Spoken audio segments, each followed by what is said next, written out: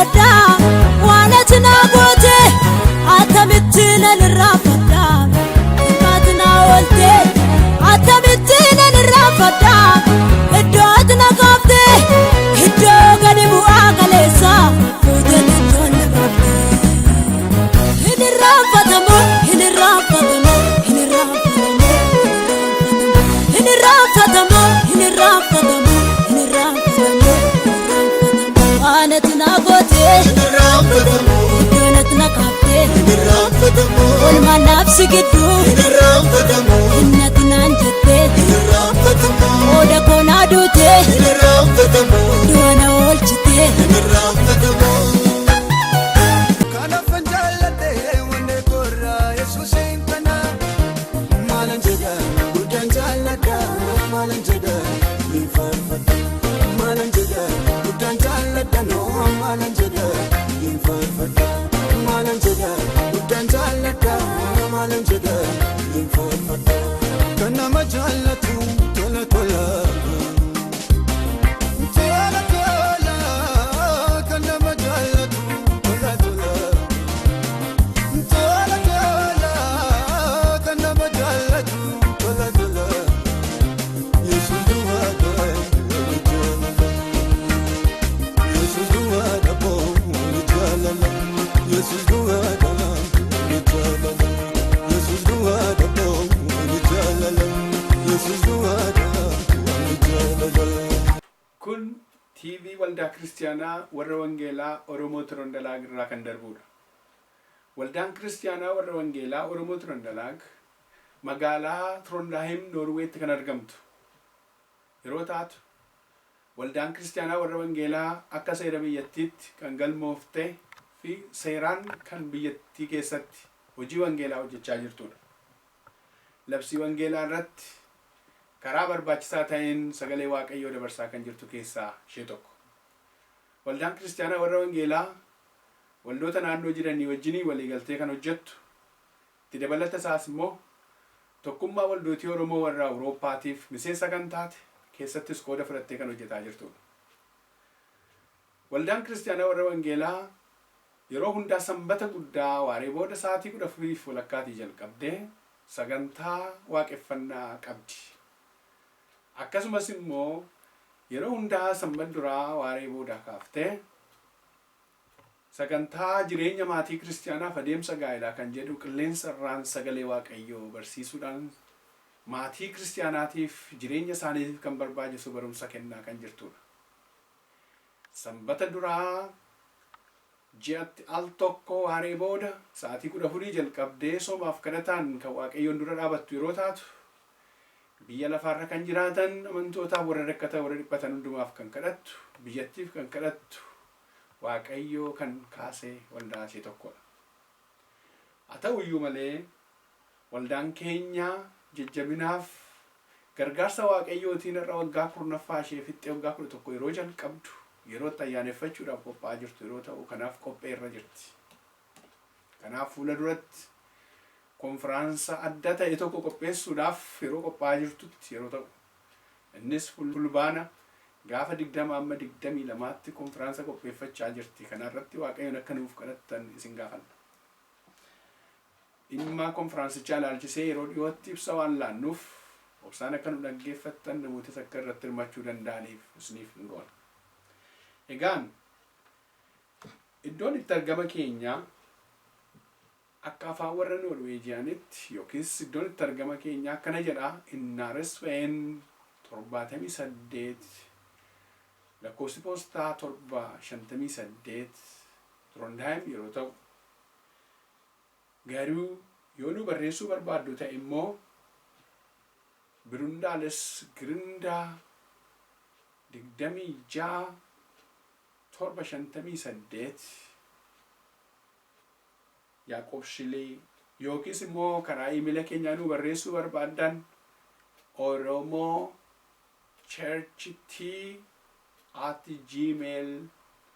oromochurcht@gmail.com yookiis immoo hotmail yoo nu barreessuu barbaaddan immoo eebbaa15 2010 @hotmail.com yoo jettan wanti isin barreessitan yaada keessan hundumaa fudhachuu dandeenya. Gaaffiif deebii yoo qabaattanis karaa kana walii deebisuu dandeenya. Walumaa galatti qindeessaadhaaf ogeessi kaameeraa keenyaa obboleessa keenyaa Aadam Jaalatooti. Innis afeedis istuudiyoo irraa kan nuuf hojjetudha. Waaqayyo waaqa irratti lafa irratti maqaan isaa kan eebbifame ta'u. Waaqayyo sana eebbisu hordofaa. Maqaan waaqayyoo kan eebbifame ta'u har'a immoo deebinee wal agarreerraa kutaa 8ffaa jireenya maatii kiristiyaanaaf adeemsa gaa'elaa jedhu kana jalqabee har'a taliinaan goloba'inee yaada yoo waaqayyoon gargaaree ittaanees immoo ganaa nan barsiisaa. Golobaa jechuutu hin ta'in nan barsiisuun kun nan barsiisaa. Gaaffiif deebii yoo qabaattan illee karaa fuula adreesii keenyaa nu erguu dandeessu isinii deebifna. Furmaata barbaachisuun dubbataa jira. Waa'ee furmaata jireenyaa bultii keessatti waan barbaachisan yoo akkas ta'e gaariidha kan jennu furmaata ta'uu danda'a kan jennudha jechuudha. Haala laallee wal jaallanna utuu hin ta'in haadha manaa wanta taateef jaallannaa, abbaa manaa waan ta'eef jaallattu, kun immoo waan waaqayyo walitti hidheef. Waan waaqayyo walitti hidhe immoo eenyuu garaa garan baasin waan jedhu sagalee waaqayyo. Namooti tokko tokko ijoollee walii isaaniitiif illee wal lolu, ijoollee lamaan isaaniitiif waaqayyotu kenne. Waan waaqayyo kenneef kana ijoollee isaanii kanallee lamatti wal qixxeetti wal jaallachiisu. Tokko tokko jaallatamuuf jedhee ijoolleedhaaf isa abbaan godhurra haati gootee fi yookiis akka abbaan jibbamu godhu. Abbaan immoo akka haati jibbamtu gochuuf ijoolleedhaaf caalaa godhuudhaan deebi'anii ijoollee dhumtillee gara lamaanitti yeroo isaan sappaareetii godhanii akka isaan jibban kan godhu jira. Kun akka inni hin taaneef jaalala walii isaaniif qabaachuudhaaf haatiif abbaan manaa waliin mari'atanii ijoollee isaaniitiif illee gochaa gochuun barbaachisaadha jedhee yaada. Uffata abbaan yoo biteef illee wajjin sii binna yoo jedhee himee ijoollee wal qixxeetti haadhas abbaas jaallatti jechuudha. Haadha biteef yoo ta'e abbaa kee wajjin sii binna yoo waliin jedhaniin caala jechuudha. Kanaaf ijoolleenis wal qixxeetti akka isaan guddatan gorsuma keessatti illee barbaachisaadha. Afaan keessan yoo tokko ta'e manni keessanis jireenyi keessanis tokko ta'ee hafa. Waan dubbattan keessatti lola waan uumuun godhinaa an akkasiin gorsutti jaalala wal barsiisaa malee, jaalala walitti agarsiisaa malee lola waan kaasu walitti hin dubbatina. Waan isin miidhu walitti hin dubbatina. Namni kana godhuu jireenya isaa ijaaruu hin danda'u, mana isaa ijaaruu hin danda'u. Lolli yoo jiraate lolli lola deebisa. Walii obsuutu dhiba. Namni immoo waan xiqqoo ishee irratti qeensa irratti wal eega. Maal jedhaa isa sanaaf utuu hin dhaggeeffatin deebii deebisuutti fiiga. Namni jaalladhu tokko waan tokko naan jedhe walii obsuu dadhabuurraa rakkootu uumamaa. Yoo mana keessaa jaallataman bakkeettis jibbamuun jira. Yoo bakkeetti immoo jibbaman immoo iddoo hundumaatti of jibbisiisuun iyyuu jira. Kanaafi haati manaa yoo mana keessatti eegamti ta'e bakkeetti illee jaallatamuun jira jedhee natti hime. Jechi kun jecha sirriidhaa, jecha dhugaadha. Haati manaa ofii of ilaalee ofiiti. Haati manaa ofii akka mana geexii ofiiti. Haati manaa ofii mana ofiiti. Nama bareeddi, nama bareechiti. Anuu fakkeenyaaf yeroo manaa ba'u tajaajila yeroo naqu fuula saba waaqayyoo dura fuula waaqayyoo dura yeroo dhaabadhu haati manaa koo uffata koo na ilaaltu tun gadi hin bahin. Maal uffattee jirtaa? Bareeddee jirtaa naan jetti. Of ilaalii kooti jechuudha. Sababa na jaallattuuf bakkeetti bahii fi akkam bareedu barbaadde. Amma utuu isheen mana keessaa na jibbiti ta'e, utuu isheen naan ilaaltu ta'e tarii waan hin fakkaadhu ofii kooti of hin beeku. Namni immoo inni hormaa namatti himu. Inni horma ta'ee waa'ee ofii waa'ee nama tokkoo hin dubbatu. Aban akkas godhee quba namatti qaba malee. Beeloftus beela kee kan sii beektu haadha manaa keeti. Beeloftus beela ishee kan beektuuf si. Rakkoo ishee kan beekuuf si rakkoo haati manaa kee qabdu dadhabbii haadha manaa keeti. Beekumsa haadha manaa keeti situ beeka. Dadhabbii isheen qabdu situ beeka. Dadhabbiiti qabdus jabinati qabdus iseetu beeka.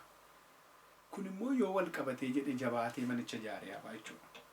Manni tokko yeroo ijaaramuudhaaf jedhu boolli isaa gadi qotamee ganjellaa konkiriitii ta'ee yoo dhaabata ta'ee salphaatti hin jigu. Manni irratti ijaaramuu waan barbaadan yoo irra tuulan illee fudhatee hin dhufu. Sababni isaa hundee isaa gadi soqamee xuruutti konkiriitii ta'edha wantoota ta'eef.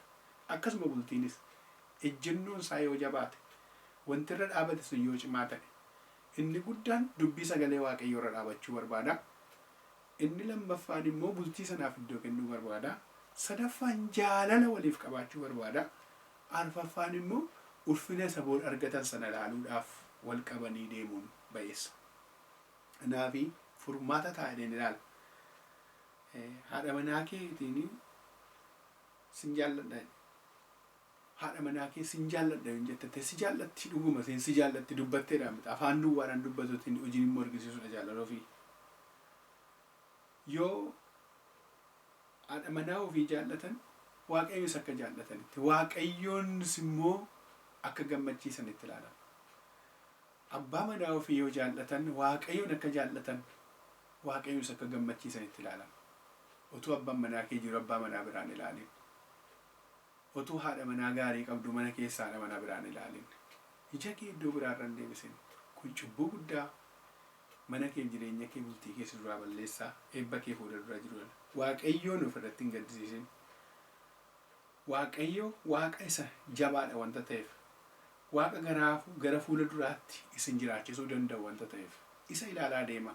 Waaqayyo isin jalqabsiise malee akkuma isiniin jedhe gaa'elli jalqabaa. Gaa'elli jalqaba malee dhuma hin qabu akkuma jenne jalqabsiisee hamma dhumaatti kan deemsisu waaqayyo. Namni achirra dhaabatee akkuma manni dhaabbanni isaa tole sanatti dhaabatee adeema. Kanaaf walii wajjiniin bareeduun kanaaf ta'a jechuudha. Jaalala walii qabaachuun, jaalala waaqayyoo qabaachuu agarsiisa jechuudha. Haadha manaa kee sin jaalladha akkuma jette jaalala dhugaatti argisiisi. Jaalala qabaadhaa. Jaalala haala galfii qabu, jaalala dhugaa qabu, jaalala waaqayyoon gammachiisu, jaalala immoo fuulduratti mul'atu qabaadhaa. Keessumaa immoo waan gaarii waliif yaadaa. Gaarummaa waliif yaadaa. Dhukkuba irratti, fayyina irratti. Yeroo isheen fayyaa qabdu jaallatte yeroo isheen dhukkubfattu yoo hin dhiifte ta'ee ati jaalala hin qabdu jechuudha. Yoo inni dhukkubfatee yeroo inni fayyaa qabu jaallattee yeroo inni dhukkubfatu yoo hin dhiifte ta'ee jaalala hin qabdu jechuudha. Kana please hin godhina. Biyyi lafaa wanta hojjetudha kun. Maal isaa wajjin maaltu na rakkise waliin hin jedhina. Waaqayyo akka wajjin jiraattuuf si kaa'e. Jecha dhuguma kan ta'e walii godhaa. Waan hundumaa irratti immoo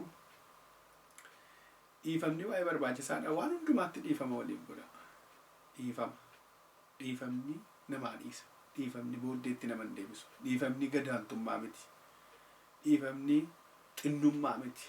Dhiifamni wallaaluma miti. Dhiifamni gamnummaa. Dhiifama yoo jedhanii gatii nama hin kaffalchiisu. Mootummaan Itoophiyaa iyyuu namoota baay'ee lubbuu isaanii kan balleesse miila isaanii kan naaffise biyyarraa kan ta'an dhiifama nuu godhaa jennaan dhiifama godheef sabii. Akkuma kana dhiifama waliif godhan dhiifama walii godhan namni dhiifama namaa godhan. Dhiifamni du'a nama oolcha. Dhiifamni dubbii salphisa. Dhiifamni madaa hin bal'isu hin fayyisa malee dhiifama waliif godha. Atis ta'e isheenis gad of deebisa dhiifama waliif godha. Yoo barbaadde miila isheetti kufi. Yoo barbaadde atis miila isaatti kufi dhiifama waliif godha. Dhiifamni mana keessan deebi'ee isiniif ijaara. Yoo kana gochuudhaa baattan maal abbaa isheeti hojjetta ta'e dhiiftee deemuu qabdaa. Yoo dhiiftee deemte immoo baruma jireenya keetii garaan kee dhukkubfataaf. Rafteellee boqonnaan argattu. Hojjetteellee waan argattu sitti fakkaata horichi horaa gatii siin qabaan. Mana kee dhiiftee bultii kee deemte guyyaa tokko kan ishee hammattee bultee haadha manaa kee dhiiftee deemte kan biraa yoo hammatte sitti tolu obboleessa koo sitti hin fakkaatin. Yeroo haaraan waa baay'eetti bu'uun danda'ama. Yoo haaraan waaqayyoon ofitti gaddisiisuu dhufa. Waaqayyoon ofitti gaddisiifnaan immoo rakkoo guddaa qaba. Egaan garaa jaalalaa waliif qabaadhaa. Akkuma hin jedhe garaa jaalalaa waliif qabaadhaa. Garaa walitti hin jabaatina. Sin jaalladhaa. Dhiifama naa godhaa. Dhiifama naa godhi jedhi. bultii keessaniif immoo maatii keessan ijoollee keessaniif waaqayyoon kadhadhaa. Waan rakkoo yoo jiraate illee ofii keessanii haasaa nama gara biraa keessan gashinaa dubbii keessan keessa. Sadaffaa keessan gashinaa. Yoo danda'ame lamaan keessan yaada mana sanaa ijaaruu qabdu yoo ta'e, deebitanii walitti deebi'uu qabdu yoo ta'e, waaqayyoon gammachiisuu barbaadu ta'e, yoo waggaa dheeraa jiraachuu barbaadu yoo ta'e, umurii dheeraa qabaachuu barbaadu, nagaa qabaachuu barbaadu yoo ta'e, walii wajjin haasaa dubbii isaa salphisuudhaaf godhaa malee qilleensa gidduun gashinaa. Humna keessanii ol yoo ta'e immoo waldaa kiristiyaanaa keessan maanguddoota keessanitti madhaa. Abbaa wangeelaa keessan luba keessanitti madhaa. Inni gidduu keessan galee citii keessan baatee isiniif hiikuu danda'a. Waaqayyo inni hundumaa danda'u immoo dubbii keessan isin hiikuu danda'a. Bultii keessaniif, maatii keessaniif, ijoollee keessaniif immoo yeroo hundaa waaqayyoon kadhadhaa. Irra deebi'een jedha kana. Waaqayyoon kadhadhaa. Waaqayyo waaqa kadhatamee dhageessu. Ijoollee kan namaa kennu waaqayyo, kan namaaf guddisu waaqayyo. Ijoolleen kan waaqayyooti, waaqayyo hirkaa fuune. Yoo kanatti guddisuudhaa baannee isaanis garmalee gufatu. Waan gootan immoo ijoollee keessan biratti yoo walitti dheekkamtu ta'e ijoollee keessan biratti waliin dheekkamina. Isinirraa dheekkamsa baratanii kan baaneef. Hin danda'ama taanaan yoo dubbattan illee dhiifama walii gochuu illee ijoollee keessan biratti waliif godhaa. Sin jaalladhaa dhiifama naa godhi. Sin jaalladhaa dhiifama naa godhi. Atis waliin jedhaa. Bultii keessan jaallachuuf guddisuun isinirra jira. Yoo jaallattan hin guddataa, hin mul'ataa, ija godhataa. Iji isaa immoo kan biraan isinirraa argata. Firris itti qabbaneeffata. Ollaan biyyi itti qabbaneeffata. Waldaan itti qabbaneeffatti. Jireenya isin qabaattan irraa walitti dhufee biyyi ijaarama. Kanaaf wal gorsaa, wal barsiisaa, wal dandaa, waliif dhiisaa. Yeroo hundaa an sirriidhaa waliin hin jedhina. An sirriidhaa, sirrii miti ofiin jedhaa malee. An sirriidha namni jedhuu balleessaan qabu yeroo hundaa. Ani balleessaan qabu maalan balleesse, an maalan godhee namni jedhu balleessaa guddaa kan qabus akkasiiti. Garuu an sirrii miti yoo jedhee balleessaa isaarraa baruudhaaf of qopheessa. Deebi'ee sirrachuudhaaf maalli sababni isaa yoo balleessaa qabatee of sirreessa jechuudha. Hin balleessine namni jedhu anumaa rakkoo takko hin goone namni jedhu ani isheettis homaan balleessine namni jedhu ani isattis homaan balleessine namni jedhu yoo ta'e sirrii miti. Namni of hin beeku. Nama kan biraatu si beeka. Eenyummaa kee nama si wajjin jirutu beeka. Ati of hin beektu ta'a. Ati sirrii fakkaattaa garuu sirrii miti. Ati nama qajeelaa fakkaattaa garuu qajeelaa miti. Garuu akka qajeelaa taatuuf immoo irraa dhaabadhu. Yookas dhaabata manni kee. Yookas dhaabata bultiin kee. Maaliif yoo jenne kanaaf iyyuu waan dubbannu keessatti dubbii isa kan biraa isa sin madeessu dubbachuudhaaf of qopheessina. Kun dubbiin dubbadhu kun abaluun madeessinaa waliif eeggadhaa. Afaan keessan keessaa dubbiin ba'u jecha afaan keessan keessaa ba'u kan isin abaluun madeessinaa, abaluun dhukkuffachiisinaa, abaluu kana natti gaddinnaa, abbaan manaa kun natti gaddinnaa, haati manaa kun natti gaddittii jedhanii buufatanii ilaalu. Qoosaan taanillee walitti qoosuu miti. Qoosaa wal hubannaa hin qabaanne. Amala malii wallaaluun hin jiru. Namoonni tokko turanii mul'atu. Amaloonni namootaa turee mul'ata. Kanaadha manaa ofiiyyuu waggaa 5. Dura wanti sirrii ture, wanti gaarii fakkaatu gara waggaa 5, waggaa 6 yeroo ta'u amalli gara biraan dhalachaa buluu danda'a. Kan isaas akkasuma amalli kanaan dura hin turree mul'achaa jiraachuu danda'a. Maaliif dhufe jedhe amalli akkasii kun hin jiru akka inni hin taaneefi sirrachuutu irra jiraata. Wanta tokko dhalannaan amalli jijjiirame waan akka inni hin jijjiiramne gochuuf immoo iddoo sanatti deebisanii eeguun baay'eessa. Kan dhaggeeffattu deeyyaadha saba Waaqayyoo. Kanaaf an sirriidhaa jechuurraa an maalan balleessee maal natti himtaa an sirrii turee na deebisii na sirreessi waliin jechuun bu'aa qaba. Manni yookas hundeen isaa gadi wageessee dhaabata. Ijoolleen achi keessaa baatullee kanumaan guddatti. Biyyichillee akka itti guddata. Hawaasillee akka itti guddata. Egaa kanaaf carraa guddaa waliif kennuun baay'isa. Carraan kun carraa jireenyaati. waaqayyo biyya lafaa irratti kan nuuf kenne hamma dhufa Kiristoositti, hamma biyya lafa kana irraa deemnutti, hamma walii wajjin waa baay'ee walii wajjin horachuun jira. Mana wajjin ijaarrachuun, qabeenya qabaachuun, baay'ee qabaachuun jira. Kana hundaa walii wajjin hirmachuudhaaf yoo maal ta'edha? Obsi yoo jiraatedha. Obsa waliif qabaadha. Adaraa waliif obsaa. Waliif obsaa. Irra deebi'een dubbadha. Obsa. Nama obsan qabaannetu rakkoo. Takka haasaa utuu hin ficcisiisin ati akka jechuu barbaadde jedhanii walitti darbatu dubbii. Haasaa isaa ficcisiisi wanta inni jechuu barbaade. Eega ficcisiistee booddee isa kanaafi waan furmaata ta'uu barbaade yoo akkas akka jechuu barbaadde naa ibsi jedhi. Yookiis immoo atis haasaa ishee ficcisiisi daftee ittiin darbatin. Wanti walitti darbatan sun nama madeessaa. Yoo akkas ta'e gaarii ta'uu danda'a yaada. Dhumarratti Qolaasaayis boqonnaa 3:8-9 isinii dubbiseen sagantaa kana xumuraa. Amma garuu isin dheekkamsa, aarii, hammina, maqaa wal balleessuu hundumaa ofirraa fageessaa. Dubbii nama yeellaasisu afaan keessan keessaa hin bahin. Soba walitti hin dubbatinaa. Namummaa moofaa hojii isaa hundumaa wajjin ofirraa baasaatii gataata jedha Phaawulos. Galanni Waaqayyoof haa ta'u. Kana booddee aariin mana keessan jiraatin, kana booddee hamminni mana kee keessan jiraatin, kana booddee dheekkamsi mana kee keessan jiraatin, kana booddee wal jibbuun mana kee keessa, maqaa wal balleessuun mana kee keessan jiraatin, kana booddee amma booddee eega kana dhageesse. Ilaa egaa amma yeroo kana dhaamsan isiniif qaba. Warri garaa wal dhabdanii jirtan, warri waan xiqqoo ishee irratti dhimma mataa isheetii jettanii wal jirtan, maal natti fid maal fiddi warri jettan, wanta fidduu qabdi, wanta fiduu qabu hin jedhin akkas dhiisi deemii malee. Yoo baate situ madaa, yoo baate situ goddaama, yoo baate ijoollee keetu bakkeettafa, yoo baate baay'ee miidhamta, saayikooloojikaaliin miidhamtaa, ikonoomikaaliin miidhamtaa, namummaan hin miidhamtaa, deebitee namatti hin deebitu, nama taata sitti fakkaata, hin hojjettaa siif hin milkaa'u, hin gammaddu jireenya keetti. Akka kanan taaneef ilaa ammaa kaasii sittan himaa namni na dhaggeeffattu mana kee deebisiitii dhaabi. Namni garaa dhabdee jirtu garaa itti deeffadhu. Namni yaadaan bajajaa jirtu yaada kee deebisi. Garuu mana keetitti deebii dhiifama godhi, obsi. Bor miti, bor immoo kan biraadha. Waaqayyo kana keessatti ulfina qaba. Waaqayyo mana keessan eegu, jireenya keessan eegu. Waan dhaggeeffattaniif guddaan isin galateeffadha. Irra deebi'een jedha. Macaafa kana bitadhaa dubbisaa. Macaafa kana keessatti waa baay'ee argattu. Wanta hin dubbatin, wanta hin dubbadhes keessaa argachuu dandeessu.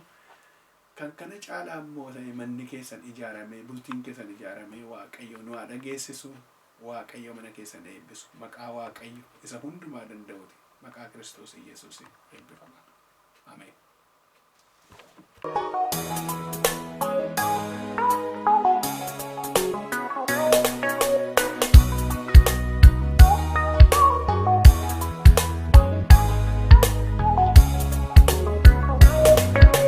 Waan argamee baduufi garaan koo mooga'u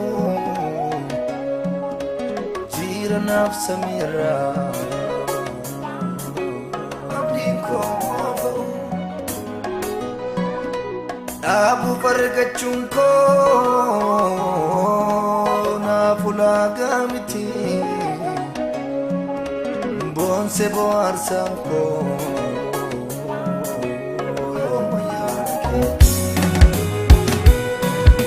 Waan argamee baduufi garaan koo mooga'u jiranaaf samiirraa abdiin koo mooga'u dhaabuuf argachuun koo naaf ulaagaa miti boonse bohaarsaan koo.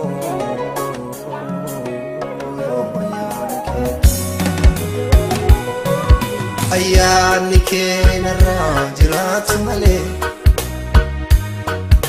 ayyaanni keenarraa jiraatu malee afuurri keenarraa jiraatu malee afuurri keenarraa jiraatu malee waamichi keenarraa jiraatu malee waamichi keenarraa jiraatu malee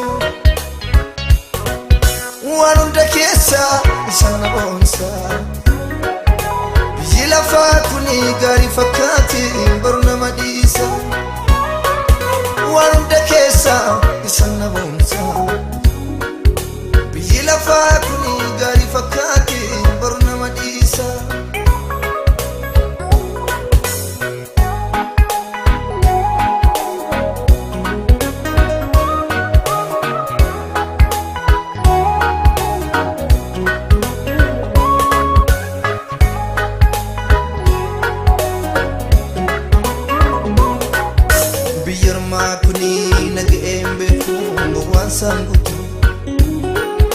amurte fadeen si duukaa bu'ee galaanoo munedasitu guutee sirratee sargaddees dabasi kun carraamti naaf ayyaanni kee qabeenya gahaadha kaaniin darbiti biyyarmaa kunii naga'een beekuun gowwaan saan guutu amurte fadeen si duukaa bu'ee galaanoo munedasitu guutee sirratee sargaddees dabasi kun carraamti naaf ayyaanni kee qabeenya gahaadha kaaniin darbiti waan hunda keessa isaan aboonsa biyyi lafaa kuni gaarii fakkaati baru nama dhiisa waan hunda keessa isaan aboonsa biyyi lafaa kuni gaarii fakkaati baru nama dhiisa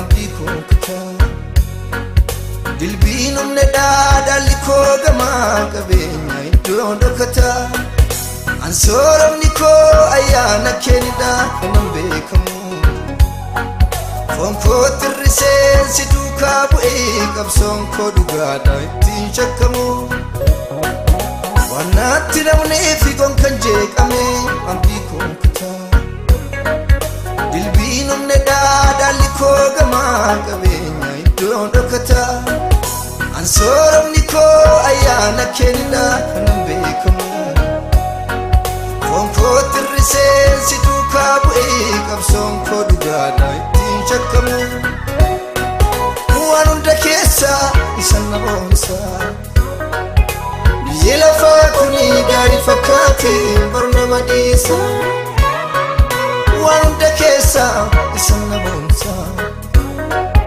biyyi lafaa kuni gaarii fakkaate baru nama dhiisa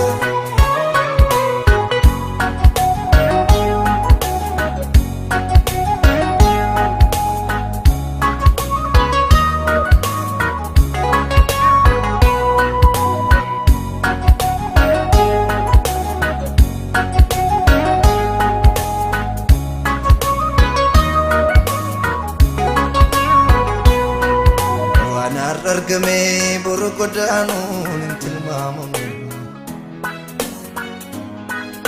qabeenyi kan koo beekumsaaf qarshii hangaamu baay'een beekamoo fala barbaada karaa kan biraa albuuda dhugaa mardi jijjiirutu na keessa jira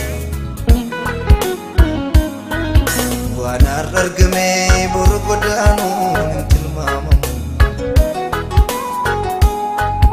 qabeenyi kan koo beekumsaaf qarshii hangaamu baay'een beekamoo fala